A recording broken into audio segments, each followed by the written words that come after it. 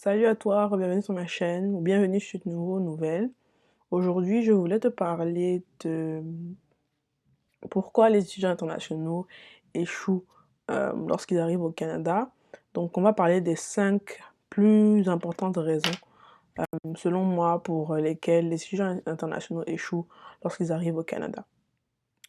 Donc, la première raison la plus importante, je pense, selon laquelle les étudiants échouent, au Canada, c'est parce que en fait, ils, prennent le mauvais chemin, tout simplement. Donc, comme on dit, hem: «Montre-moi tes amis, je te montrerai ton caractère ou qui tu es».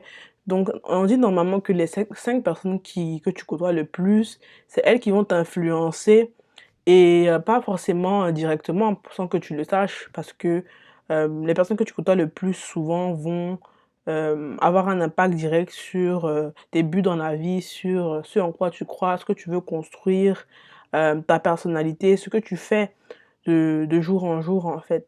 Donc certains étudiants internationaux échouent parce que, ben, ils s'entourent avec les mauvaises personnes, en fait et bon, peut-être que vous pouvez dire, qui suis-je pour qualifier quelqu'un d'une mauvaise personne? Mais une mauvaise personne va, par exemple, te t'influencer de sorte que tu mets toujours tes études de côté, que vous êtes tout le temps en train de sortir. Une mauvaise personne va te dire, bon, par exemple, tu peux, dépenser va t'encourager à dépenser, je sais pas, tes frais de scolarité dans une soirée pour impressionner des filles, dans une boîte de nuit, des trucs comme ça, en fait. Parce que, bon, étant donné qu'on vient tous ici au Canada pour étudier, on n'a pas tous les mêmes moyens, on n'a pas tous les mêmes parents. Certains se sont vraiment sacrifiés pour envoyer leurs enfants à l'étranger et toi, en tant qu'individu, si tu suis les mauvaises personnes et tu finis par échouer, tu ne peux t'en vouloir qu'à toi-même. Donc il faut vraiment faire attention, bien choisir ton cercle d'amis, prendre les bonnes décisions et puis, je dis pas que c'est facile, hein, quand on t'envoie dans un pays étranger, c'est normal de faire des erreurs, c'est normal, d'avoir besoin d'aide, mais normalement, tu seras en mesure, avec ton bon sens, de détecter les personnes que tu dois éviter, les personnes qui vont pas te tirer vers le haut, qui vont plutôt te tirer vers le bas. Donc la première raison pour laquelle les étudiants échouent, c'est parce que, eh bien, ils ont pris le mauvais chemin, tout simplement. Ils ont suivi les mauvaises personnes, hem, les gens qui probablement sont pas là pour étudier. Ce qui me ramène à mon second point qui est les étudiants internationaux échouent parce qu'ils ont aucun intérêt pour les études, parce qu'ils savent que bon, à la maison, il y a l'entreprise de papa, maman qui les attendent. Donc ce type de personnages-là, je dirais, n'ont pas vraiment d'intérêt pour étudier à l'étranger parce que comme j'ai dit, Hem, tu sais que ton avenir est déjà garanti, donc juste le fait même que les parents les envoient à l'étranger, bon, comme en tant que parent, bien entendu, tu essaies de faire le maximum pour assurer l'avenir de ton enfant.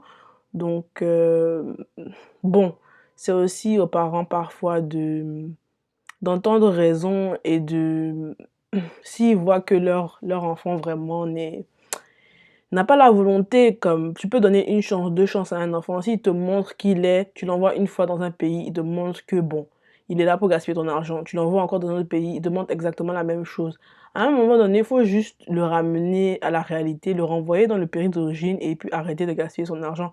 Parce que les enfants apprennent de leurs parents et ils voient que déjà si vous êtes dans l'opulence, s'ils savent que bon, ils sont déjà riches, ils sont capables, leur avenir est garanti, bon, tu sais, à quoi bon aller étudier si je sais que bon, dans 5 ans, 10 ans, je vais hériter de l'entreprise de mes parents. Bon, il y a des gens qui sont comme ça, on leur paye tout, ils savent que bon, ils ont pas de loyer à payer, ils ont pas d'école à payer. Bon, c'est ça, hein, c'est pas entre guillemets «la belle vie», mais bon, chacun sa chance dans la vie. Ils ont eu des parents qui sont confortables financièrement, donc ils ont pas nécessairement, ils ont pas nécessairement peur, de ce à quoi va ressembler leur avenir, donc ils se disent que bon, vraiment, c'est quoi le bénéfice de fournir tant d'efforts si je sais que bon, je connais déjà la fin, je connais déjà le résultat, je sais que je vais être dans Y entreprise. Pourquoi je vais me tuer à venir gaspiller mon temps et étudier, avoir un diplôme? Ensuite, la troisième raison pour laquelle les étudiants internationaux échouent au Canada, c'est parce que ils adoptent de mauvaises habitudes dès le début et ils s'adaptent pas bien. Je l'ai déjà dit auparavant, le saut entre, le collège et le lycée, donc lorsque vous avez 16-17 ans et lorsque vous avez 18 ans et vous commencez l'université, c'est vraiment un grand pas en avant. C'est complètement différent parce que lorsque vous venez de finir le lycée, vous êtes habitué à avoir vraiment un encadrement assez rigoureux. Vous voyez souvent les mêmes professeurs, vous êtes souvent encadré des mêmes personnes, vous avez les mêmes cours régulièrement. Bref, le lycée, c'est très bien entouré, mais une fois que tu arrives à l'université, en fait, c'est comme si on te jette dans l'eau et on te dit d'apprendre à nager. C'est comme ça, en fait, parce que tu es techniquement seul, parce que personne ne va fournir les efforts pour que tu réussisses. Personne ne va aller étudier pour toi dans la bibliothèque, personne ne va aller demander de l'aide à ta place. Personne, en fait. Tu, c'est à toi de prendre les bonnes décisions et, par exemple, de mettre un programme en place pour étudier régulièrement.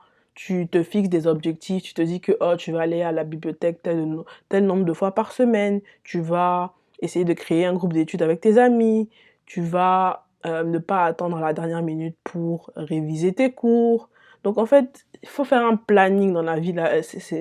Pour les études, pour réussir, tu dois être organisé, tu dois savoir c'est quoi tes dates d'échéance, tu dois savoir qu'est-ce que déjà le prof attend de toi dans le syllabus, je l'ai déjà mentionné, c'est vraiment détaillé comment tu seras évalué dans un cours. Tu dois te prendre en charge en fait pour être en mesure de réussir parce que euh, les semaines passent vite quand vous commencez en septembre la session d'automne.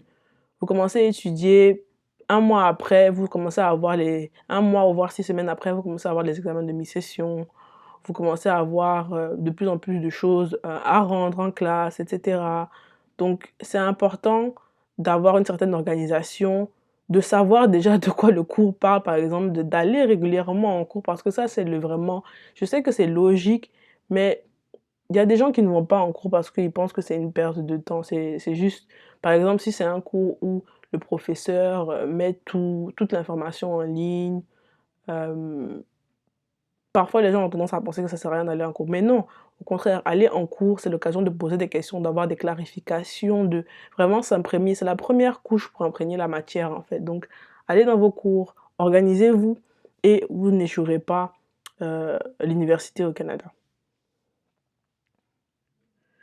Quatrième raison pour laquelle les étudiants internationaux échouent au Canada, c'est parce que euh, ils n'utilisent pas les services à disposition pour les étudiants. Donc, dans toutes les universités, en fait, notamment à l'université d'Ottawa, vu que c'est l'université que j'ai fréquentée, il y a des services qui sont donnés aux étudiants gratuitement. En tant qu'étudiant, tu as le droit de les utiliser, comme par exemple les services pour rédiger les travaux, tu as des services pour avoir du tutorat, tu as des services pour toutes sortes d'aides en fait. Ils font tout pour que tu sois en mesure de réussir en fait. C'est à toi d'aller vers les gens, de chercher de l'aide, de t'informer sur les services qui sont à votre disposition pour être en mesure de vous améliorer dans une matière lorsque vous avez des difficultés, de demander des clarifications. Il y a aussi les assistants de cours, les teaching assistants. Eux, normalement, c'est leur travail d'aider dans une certaine mesure les élèves. Si ça vous des questions et vous n'êtes pas en mesure de rencontrer le professeur, par exemple, ça c'est aussi une manière d'avoir des clarifications. Le professeur a toujours des heures de bureau et si vous avez des soucis, normalement, vous serez en mesure d'aller le voir durant ces heures de bureau. Des fois, c'est sur rendez-vous. Et rencontrer le professeur, discuter de votre situation, il pourra vous faire des suggestions, etc. Donc, il y a beaucoup de services qui sont mis en place pour vous. Essayez de les utiliser au maximum afin de pouvoir réussir votre diplôme et vos années universitaires. La cinquième et dernière raison pour laquelle les étudiants internationaux échouent au Canada, c'est parce que ils ont eu une mauvaise préparation au prime abord. Donc, qu'est-ce que je veux dire par là? Je veux dire que, bon, les parents ne les ont pas assis. Quand il y a un grand changement en général, surtout que quand tu vas aller à l'étranger, normalement, tu dois avoir une certaine discussion avec tes parents, parce qu'on ne peut pas complètement se préparer à 100%. C'est sur le terrain qu'on apprend, mais Hem, moi, si j'étais parent, par exemple, j'allais asseoir mon enfant et avoir vraiment une conversation franche avec mon enfant en lui disant: «Bon, je t'envoie à l'étranger, pas pour nécessairement lui interdire de faire certaines choses, mais pour qu'on ait tous les 2 un objectif clair de ce pourquoi on envoie l'enfant là-bas». Donc si vous avez cette discussion avec vos enfants ou en tant qu'étudiant avec vos parents, vous serez mieux préparés. Et je parle notamment par rapport à la gestion de l'argent. C'est très facile de subir, de pas de subir, de céder pardon, à la tentation. Par exemple, lorsque vos parents, de l'étranger vous envoient régulièrement, l'argent des frais de scolarité. On sait tous que l'argent des frais de scolarité des étudiants internationaux sont assez élevés. Donc c'est facile de se faire impressionner par 10 000, 20 000 $ dans son compte en banque et tu es dans un nouveau pays.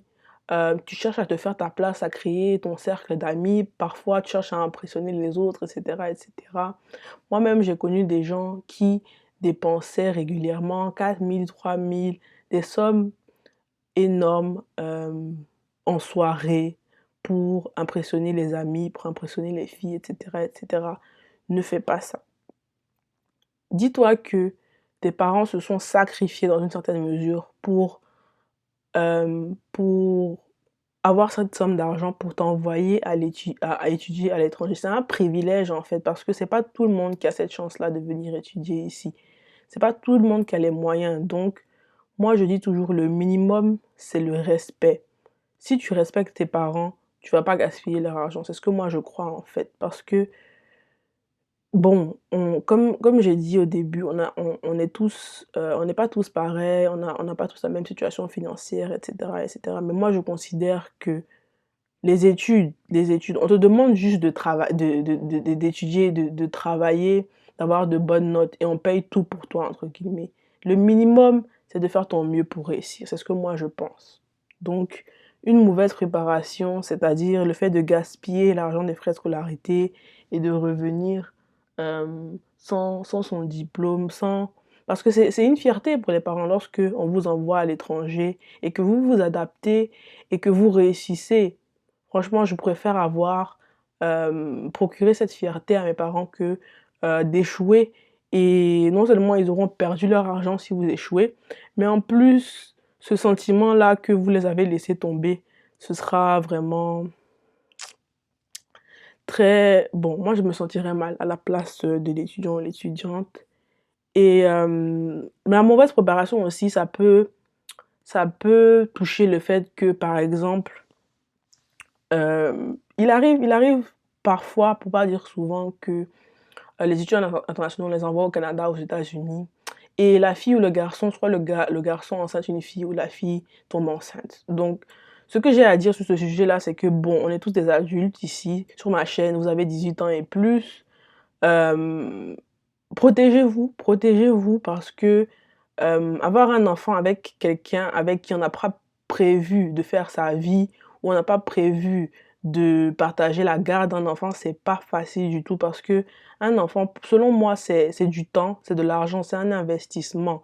Donc si tu sais que tu n'as pas l'argent pour acheter régulièrement, par exemple, les couches, la nourriture, un enfant, ce n'est pas de la rigolade parce que son avenir va dépendre de toi en tant qu'individu. Si tu sais que tu n'es pas capable encore à un certain âge, si tu as 18 ans, 20 ans, 22 ans, et tu sais que tu n'es pas encore capable d'endosser cette responsabilité, toi en tant que femme, déjà, prends les mesures pour que ça n'arrive pas, pour que tu ne tombes pas enceinte. Et toi en tant que gars, prends aussi les mesures pour ne pas affecter l'avenir d'une demoiselle parce que à la fin de la journée, vous êtes tous les deux responsables, mais soyons clairs que ça va impacter beaucoup plus la vie de la fille que du gars parce que clairement, c'est la fille qui va, déjà son corps va changer, après l'enfant lorsqu'il sera né, c'est la fille va nourrir l'enfant, enfin, vous connaissez tous l'histoire, vous connaissez comment ça fonctionne quand vous avez un enfant, bref.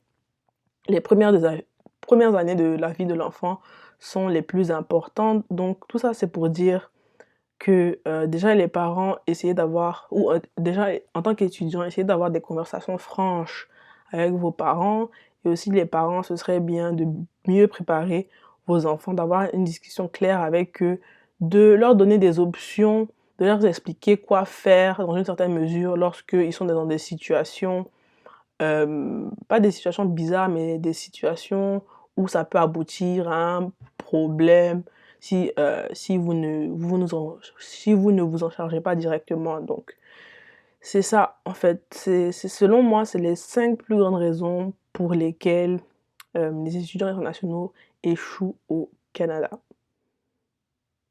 Alors merci à toi d'avoir regardé cette vidéo jusqu'à la fin. J'espère que, tu apprendras de ces 5 raisons et on se reverra dans une prochaine vidéo.